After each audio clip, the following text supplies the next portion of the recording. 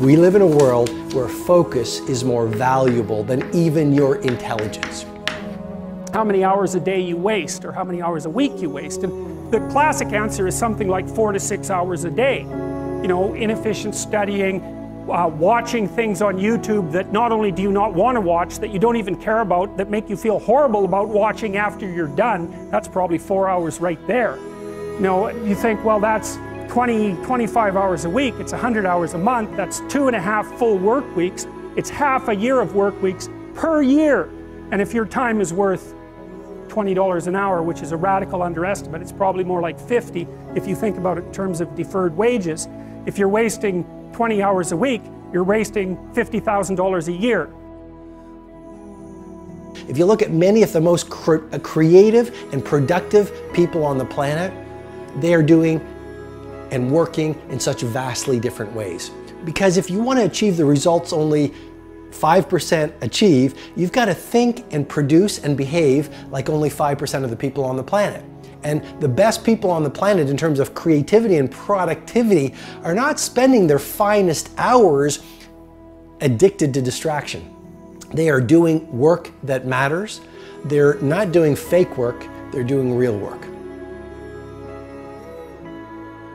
And so if your life isn't everything it could be, you could ask yourself, well, what would happen if you just stopped wasting the opportunities that are in front of you? You'd be, who knows how much more efficient? 10 times more efficient, 20 times more efficient. That's the Pareto distribution. You have no idea how efficient people get. It's off the charts. It's a constant storm to try to figure out what you're about, and you change. At 26, you're all about the hustle, you're gonna be a billionaire, this and that, and then you go to the bar one night and you fall in love. And it changes what you care about, right? And then you have a child, and then this happens, and then that happens. Things change. You just have to always consistently try to figure out what's driving you, and not because other people are watching, and not because that's what your dad wants, and not because that's what you said was gonna happen, and it doesn't look like it, and your family's gonna judge you. You just have to be as real with yourself as possible, and that is a very difficult struggle, but when you're not, you create enormous vulnerability and unhappiness. A lot of us get to work and we spend our best hours on our least important activities.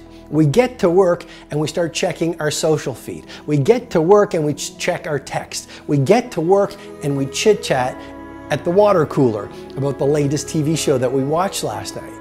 And research has shown that the morning hours are when you have the most focus, when you have the most energy, and when you have the most willpower.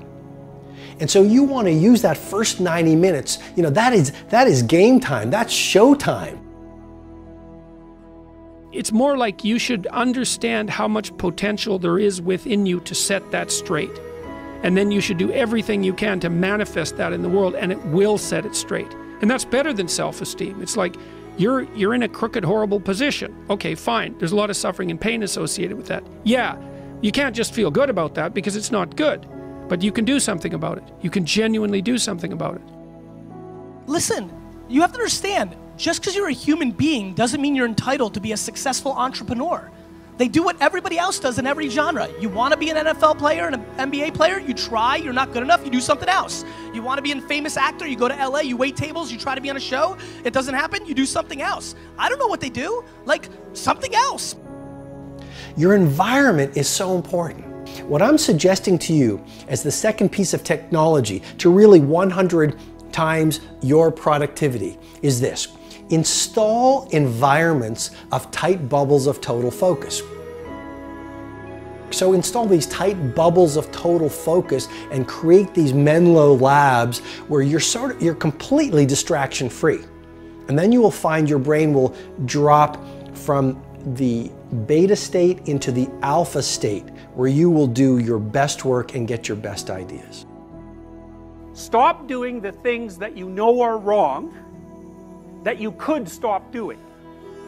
Right? So it's a fairly limited attempt. First of all, we're not going to say that you know what the good is or what the truth is in any ultimate sense. But we will presume that there are things that you're doing that for one reason or another you know are not in your best interests. There's something about them that you just know you should stop. They're kind of self-evident to you. I am encouraging you to really adopt this thinking protocol of becoming a minimalist. Even your home, fill it with just a few things. And especially your days, focus on just those few priorities that when you roll up your sleeves and go deep in them and invest what I call the trinity of your assets, your focus, your energy, and your willpower on those few things, they will allow you to birth art into the world, which will allow the world to call you world class.